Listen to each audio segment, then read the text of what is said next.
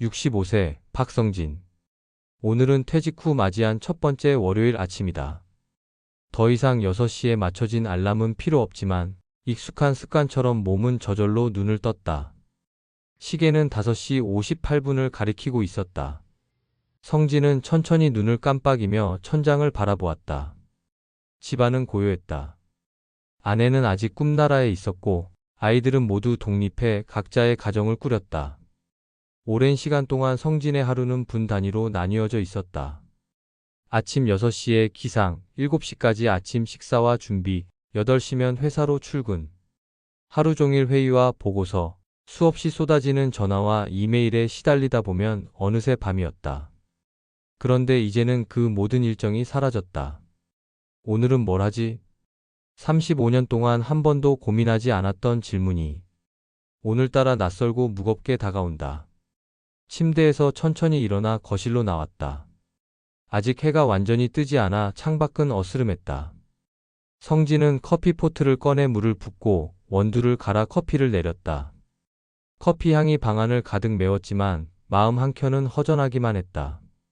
테이블 위에 놓인 신문을 펼쳐봤지만 머릿속은 온통 다른 생각들로 가득했다. 익숙했던 일상은 사라지고 낯선 고요함만이 남아 있었다. 퇴직 전에는 시간이 늘 모자랐다. 회의, 보고서, 점심 약속, 그리고 다시 회의. 숨 쉴 틈 없이 바빴던 나날들. 그런데 지금은 모든 것이 멈춘 듯하다. 커피 한 잔을 비운 후 성진은 거실 창문을 열어봤다. 이른 아침 공기가 얼굴에 닿았다. 평소 같았으면 이 시간쯤 출근길에 올랐을 텐데 오늘은 그럴 필요가 없었다. 이상하게도 마음 한켠에 텅 빈 느낌이 들었다. 점심을 먹고 나니 집안은 더욱 고요해졌다.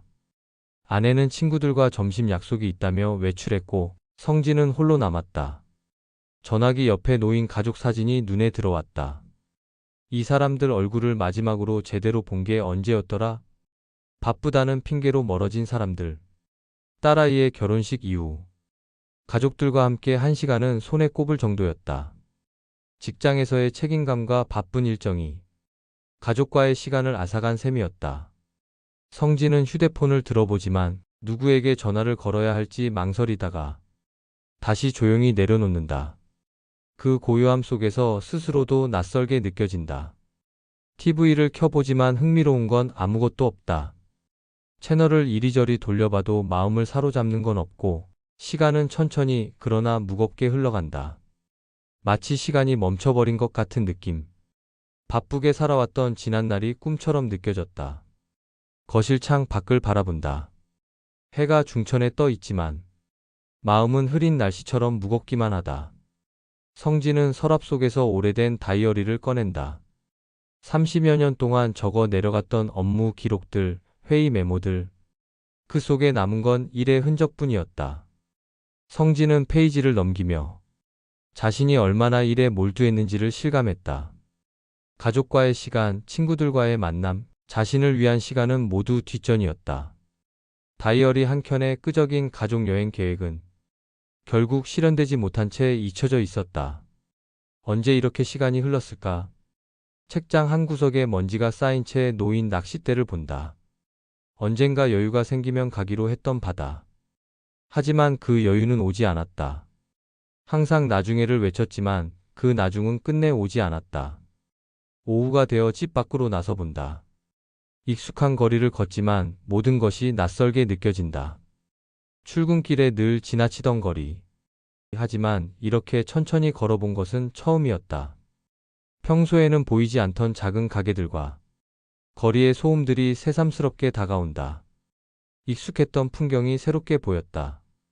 카페에 앉아 창밖을 바라본다. 지나가는 사람들의 웃음소리, 바쁘게 움직이는 발걸음. 그 속에서 자신만 멈춰 있는 듯한 기분이 든다. 사람들은 저마다의 목적지를 향해 바쁘게 움직이지만 성진은 더 이상 갈 곳이 없었다. 과거의 나를 떠올리며 문득 생각한다.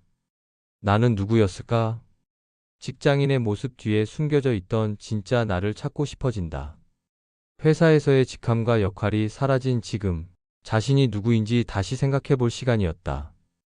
다음 날 별다른 목적 없이 동네 공원으로 향했다. 벚나무 아래 벤치에 앉아 하늘을 바라보고 있는데 누군가 옆에 앉아 말을 건다. 저도 얼마 전에 퇴직했어요. 마음은 편안한데 어쩐지 허전하네요. 그 말에 성진은 고개를 돌려 그를 바라본다. 낯선 얼굴이지만 어디선가 본 듯한 익숙함이 느껴진다. 같은 시기에 비슷한 경험을 한 사람이라서일까? 금세 공감이 갔다.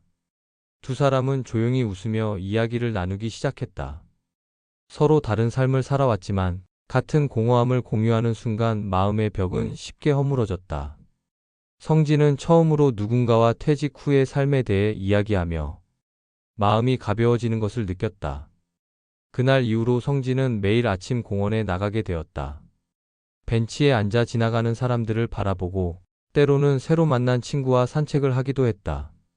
어색하던 대화는 점점 편안해졌고 서로의 이야기를 나누다 보니 외로움은 금세 사라졌다.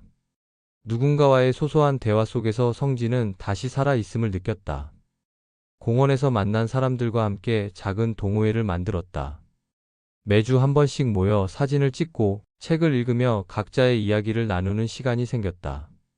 처음에는 어색하고 낯설었지만 점차 서로에게 기대고 의지하는 관계로 발전했다.